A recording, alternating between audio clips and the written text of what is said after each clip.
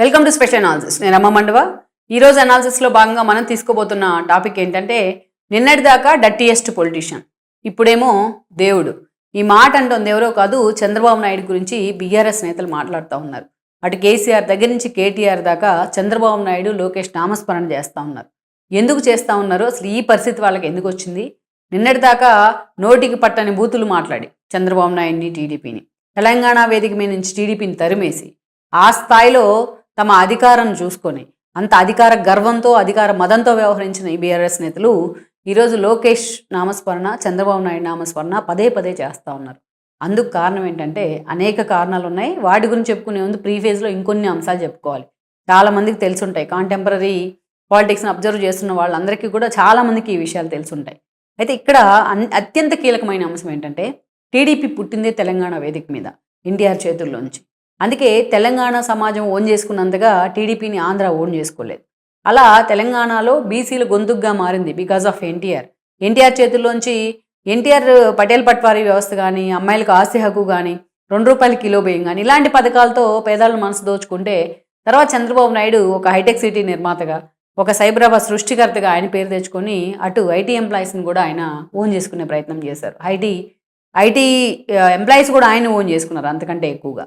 అలా అటు టీడీపీ తరపు నుంచి చంద్రబాబు నాయుడు కానీ, అంతకుముందు ఎన్టీఆర్ కానీ ఎస్పెషల్లీ తెలంగాణ మీద తమదైన ముద్ర వేయగలిగారు. అందుకే టీడీపీకి అంత సాలిడ్ ఇమేజ్ ఉంది తెలంగాణ వేదిక మీద, అంత సాలిడ్ నేతలు ఉన్నారు. మొన్నటి వరకు సీఎంగా పనిచేసిన కేసీఆర్ దగ్గర నుంచి ప్రజెంట్ సీఎంగా పనిచేస్తున్న రేవంత్ రెడ్డి దాకా అందరూ ఆ టీడీపీ స్కూల్ నుంచి, ఆ టీడీపీ పొలిటికల్ స్కూల్ నుంచి వచ్చిన వాళ్ళే. సో అలా అంత ఇమేజ్ ఉంది టీడీపీకి. అలాంటి టీడీపీని తెలంగాణ నుంచి తరిమేసే ప్రయత్నం జరిగింది. కేసీఆర్ చాలా స్ట్రాటజిక్ ప్లే చేశారు. తన పార్టీ పెట్టిన దగ్గర నుంచి ఆయన కన్నంతా టీడీపీ మీదే ఉండేది. పేరుకు తెలంగాణ ఉద్యమాకాంక్ష పేరుతో ఆ పార్టీ పెట్టినా ఆ తర్వాత అది ఫక్తు రాజకీయ పార్టీగా మారింది. ఇక ప్రత్యేకించి వైఎస్ రాజశేఖర రెడ్డి చనిపోయిన అనంతరం ఆ తర్వాత తెలంగాణ ఉద్యమం పీక్కి వెళ్ళిపోయిన సమయంలో అప్పటి నుంచి టీడీపీని స్ట్రాటజిక్ ప్లే చేసేవాళ్ళు. ఆయన టీడీపీని టార్గెట్ చేస్తూనే ఉండేవాళ్ళు. చంద్రబాబు నాయుడు గట్టిగా తుమ్మినా తెలంగాణ వ్యతిరేక అనేవాళ్ళు. ఆయన 2 ప్రాంతాలు సమానం అంటే 2 కళ్ళ సిద్ధాంతం అనేవాళ్ళు. ఇలా చంద్రబాబు నాయుడు ఏ అంశం తెర మీదకి తీసుకొచ్చినా అంతే స్థాయిలో ఆయన్ని టార్గెట్ చేసే ప్రయత్నం చేసేవాళ్ళు. ఇక జేఏసీ నుంచి ఆ రోజు ఇదే కోదండరాం ఆ రోజు జేఏసీ చైర్మన్గా ఉన్నారు. ఆ రోజు టీడీపీని అసలు ఎలాంటి కారణం లేకుండానే జేఏసీ నుంచి బయటికి తరిమేశారు. అలాంటి సందర్భం ఉండింది, అంత సెన్సిటివ్ సిచ్యువేషన్ ఉండింది. టీడీపీ నేతలు గట్టిగా తెలంగాణ నేతలు మాట్లాడాలంటేనే భయపడే పరిస్థితి. ఆ రోజు మనం చూస్తే నాగం జనార్దన్ రెడ్డిని ఓయిలో పాపం ఆయన కారు కూడా పగలగొట్టి ఆయన మీద చాలా సీరియస్గా దాడి చేసి ఆయన ప్రాణాలకే ముప్పు తీసుకొచ్చిన పరిస్థితి ఉంది. అలాంటి ఒక సెన్సిటివ్ సందర్భాన్ని కేసీఆర్ క్రియేట్ చేయగలిగారు. ఆ రోజు తెలంగాణ ఇచ్చింది కాంగ్రెస్, అధికారంలో ఉంది, బీజేపీ మద్దతు ఇచ్చింది. తెలంగాణలో ఉన్న టీడీపీ ఆ రోజు తెలంగాణ టీడీపీ శాఖ కూడా తెలంగాణ బిల్లుకు మద్దతు ఇవ్వాల్సిన పరిస్థితి వచ్చింది. ఇలాంటి సందర్భం ఉన్న కేసీఆర్ ఫోకస్ అంతా చంద్రబాబు నాయుడు మీదే ఉండేది. చంద్రబాబు నాయుడిని తెలంగాణని తరిమేస్తే టీడీపీలో మిగతా తెలంగాణ నేతలందరూ తన వైపు వస్తారు. ఎందుకంటే తన పార్టీలో ఆ స్థాయి నేతలు లేరు కాబట్టి. ఎందుకంటే తన పార్టీ ఓన్లీ ఎమోషన్స్ మీద బిల్డ్ అయిన పార్టీ. లైక్ వైఎస్ఆర్సీపీ. వైఎస్ఆర్ మరణం మీద, జగన్మోహన్ రెడ్డి జైలు మీద, సిబిఐ కేసుల మీద నిర్మితమైన party YSRCP. There is no structure at all for both parties. Same బీఆర్ఎస్కి కూడా అంతే. కేవలం తెలంగాణ ఉద్యమం పేరుతో పుట్టిన పార్టీ అది. అందుకే స్ట్రక్చర్ ఉండదు. ఒక్క ఓటంతోనే ఆ స్థాయిలో ఈరోజు కునారిల్లిపోతూ ఉన్నారు, కుంగిపోతూ ఉన్నారు. సో అందుకే టీడీపీని తరిమేసే క్రమంలో పూర్తి స్థాయిలో ఆయనకి టీడీపీ తెలంగాణ నేతలు మెజారిటీ కేసీఆర్ వెంట నడిచే ప్రయత్నం చేశారు. ఎందుకంటే కేసీఆర్ కూడా టీడీపీ నుంచి వచ్చిన వ్యక్తే కాబట్టి. అలా 14లో టీడీపీ 15 సీట్లు గెలుచుకున్న రాష్ట్ర విభజన తర్వాత వాళ్ళందరినీ తన పార్టీలో చేర్చేసుకున్నారు. ఇక ఓటుకు నోటు ఇష్యూల్లో టీడీపీని పూర్తి స్థాయిలో తొక్కేసే ప్రయత్నం జరిగింది తెలంగాణలో. ఆ సఫికేషన్ తీసుకోలేకే రేవంత్ రెడ్డి కాంగ్రెస్కి వెళ్ళడం జరిగింది. ఆ తర్వాత 18 ముందస్తు ఎన్నికల్లో ఒక సాలిడ్ రీజన్ లేదు కేసీఆర్కి ఆ రోజున. కానీ చంద్రబాబు నాయుడు బీజేపీతో తెగదెంపుల తర్వాత కాంగ్రెస్తో పొత్తులు పెట్టుకుంటే ఆ పొత్తుల్ని తెలంగాణలో ప్రచారం చేయడానికి వెళ్తే ఆ ప్రచారాన్ని కూడా తెలంగాణ ఒక బూచిగా చూపించే ప్రయత్నం చేసి మరొకసారి సీఎం అయ్యారు కేసీఆర్. తెలంగాణ సమాజం నమ్మింది ఆయన చెప్పిన మాటలు. ఆ సెంటిమెంట్ని క్యారీ ఫార్వర్డ్ చేయగలిగారు. ఈ క్రమంలో చంద్రబాబు నాయుడిని అత్యంత దారుణాతి దారుణంగా టార్గెట్ చేస్తూ వచ్చారు. 2014 నుంచి 18 దాకా ఒక లెక్క అయితే 18 నుంచి 23 ఎలక్షన్స్ 23 దాకా టార్గెట్ చేసిన విధానం మరొక లెక్క. ద డట్టియెస్ట్ పొలిటీషియన్ ఆఫ్ ఇండియా అన్నారు చంద్రబాబు నాయుడు. రిటర్న్ గిఫ్ట్ పేరుతోని తన మంత్రులను పంపించారు ఏపీకి ప్రచారం చేయడానికి. ఏపీలో బీఆర్ఎస్ పార్టీ శాఖ తెరుస్తానంటూ హడావిడి చేశారు. జగన్మోహన్ రెడ్డిని తలకెత్తుకుని ఊరేగారు. అంతేకాదు ఎన్ని రకాలుగా చంద్రబాబు నాయుడిని హ్యూమిలేట్ చేయాలో ప్రతి ప్రెస్ మీట్లో, కేసీఆర్ ప్రెస్ మీట్ ఒకసారి మనం రీకాల్ చేసుకుంటే ఏ ప్రెస్ మీట్ పెట్టినా చంద్రబాబు నాయుడిని ఏదో ఒకటి తిట్టకుండా ప్రెస్ మీట్ క్లోజ్ చేసేవాళ్ళు కాదు. అలా చాలా అత్యంత దారుణంగా కేసీఆర్ కానీ ఆయన టీం కానీ చంద్రబాబు నాయుడు టార్గెట్ చేసేవాళ్ళు. అప్పుడు ఓటమి బాధలో ఉన్నారు కాబట్టి ఎక్కడో కూడా బీఆర్ఎస్ మీద అంత వైల్డ్గా టీడీపీ కానీ చంద్రబాబు నాయుడు కానీ రియాక్ట్ అవ్వలేని పరిస్థితి.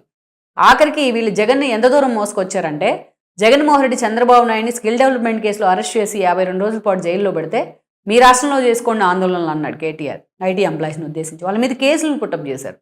అంతేకాదు ఇంకేమైనా అవకాశం ఉంటే పక్క రాష్ట్రంలో ఇష్యూలతో మాకెందుకు అని హరీష్ రావు మాట్లాడారు. అదేవిధంగా ఒక డట్టి జోక్తో పోల్చారు చంద్రబాబు నాయుడు అరెస్ట్ని కేటీఆర్. సో ఇవన్నీ జనం అంత ఈజీగా టీడీపీ గారు అంత ఈజీగా మర్చిపోవట్లేదు. దాని రెప్లికా ఏంటనేది వాళ్ళకి కనిపించింది. తెలంగాణలో టీడీపీ పోటీ చేయొద్దు అని చంద్రబాబు నాయుడు నిర్ణయం తీసుకుంటే 2 టీడీపీ జెండాలన్నీ రేవంత్ రెడ్డి వైపు ర్యాలీ అయ్యాయి. ఖమ్మం, నల్గొండ చోట్ల, ఉమ్మడి ఖమ్మం జిల్లా, ఉమ్మడి నల్గొండ చోట్ల 2 జెండాలు కలిసే పనిచేసాయి. ఆ ఎఫెక్ట్ ఇప్పటికీ క్యారీ ఫార్వర్డ్ అవుతూ ఉంది. మొన్న చంద్రబాబు నాయుడు బీజేపీతో టైఅప్లో ఉన్నారు కాబట్టి నిర్ణయం తీసుకోలేదు. ఆయన జూబ్లీ హిల్స్ ఉప ఎన్నికల్లో అభ్యర్థి వద్దు అంటే మళ్ళా టీడీపీ జెండాలు రేవంత్ రెడ్డి వైపే చూసిన పరిస్థితి అయితే ఉంది. ఆ సీట్ బీఆర్ఎస్ అయినప్పటికీ. సో ఇప్పుడు జ్ఞానోదయం అవుతూ ఉంది. వైపు కేసులు వెంటబడుతూ ఉన్నాయి కేటీఆర్ని. ఫార్ములా 1 రేస్లో చాలా సీరియస్గా ఆయన విచారణకు పిలవబోతూ ఉన్నారు. గవర్నర్ ప్రాసిక్యూషన్ కూడా అనుమతించిన పరిస్థితి అయితే ఉంది. ఇంకోవైపు కాళేశ్వరం ఇప్పటికే సిబిఐకి అప్పగించిన తర్వాత జూబ్లీ హిల్స్ ఉప ఎన్నిక దాకా వెయిట్ చేసింది బీజేపీ కేసీఆర్తో టైఅప్ అవుదామని. జూబ్లీ హిల్స్ ఉప ఎన్నికల్లో ఆ పార్టీ పెర్ఫార్మెన్స్ ఏంది, జీరో పెర్ఫార్మెన్స్ అనేది వాళ్ళకి అర్థమైంది. అందుకే తమ ఓన్ ఐడెంటిటీ చాటుకునే క్రమంలో తమ ఓన్గా బలపడాలనుకుంటుంది. అందుకే కేసీఆర్ మీద సిబిఐ ఎంక్వైరీని ప్రోబ్ చేసే అవకాశం స్పష్టంగా కనిపిస్తోంది బీజేపీ వైపు నుంచి. ఇంకోవైపు చూస్తే ఫోన్ ట్యాపింగ్ అంశంలో కేసీఆర్ని దేవుడు కూడా కాపాడలేని పరిస్థితి వచ్చింది. అందుకే ఇప్పుడు మమ్మల్ని కాపాడండి మహాప్రభు అని చెప్పేసి చంద్రబాబు నాయుడు దగ్గరకు రాయబారం పంపుతా ఉన్నారు తండ్రి కొడుకులు. బట్ లోకేష్ దగ్గరకు మాటకు ముందు లోకేష్ నా తమ్ముడే, కలిస్తే తప్పేంటి అంటూ కేసీఆర్ కాల్ దూవుతూ ఉన్నారు. ఇంకోవైపు ఎలాగైనా సరే బీజేపీతో అటు మోడీతో అమిత్ షాతో అపాయింట్మెంట్ ఇప్పించాలని చెప్పి చంద్రబాబు నాయుడు దగ్గరకు పదే మాజీ టీడీపీ నేతలతో కేసీఆర్ రాయబారం నడిపిస్తూ ఉన్నారు.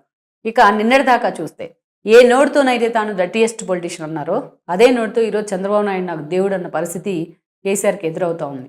ఇదే కర్మ రిటర్న్స్ అంటే. కేసీఆర్ చిన్న రిటర్న్ గిఫ్ట్ల నుంచి మాట్లాడుండొచ్చు. చంద్రబాబు నాయుడు ఏ రోజు కూడా వెండెట్టా పాలిటిక్స్ కానీ రిటర్న్ గిఫ్ట్లు కానీ రివెంజ్ తీర్చుకోవడం గురించి ఎప్పుడు మాట్లాడలేదు. సో ప్రకృతి పగబడుతుంది ఇలాంటి సమయాల్లో.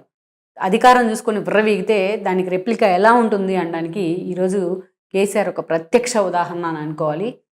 కాలమే పాము పగబట్టింది ఈరోజు కేసీఆర్. అందుకే చంద్రబాబు నాయుడు నిన్నటిదాకా డర్టీయెస్ట్ అయితే ఈరోజు ఆయనకి దేవుళ్ళ కనిపిస్తున్న పరిస్థితి ఉంది. మరి ఈ లైసెన్సింగ్ విషయంలో చంద్రబాబు నాయుడు ఎంతవరకు కేసీఆర్ వైపు మొగ్గు చూపే అవకాశం ఉందో అనేది ఇంకొద్ది రోజుల్లోనే క్లారిటీ వచ్చే అవకాశం.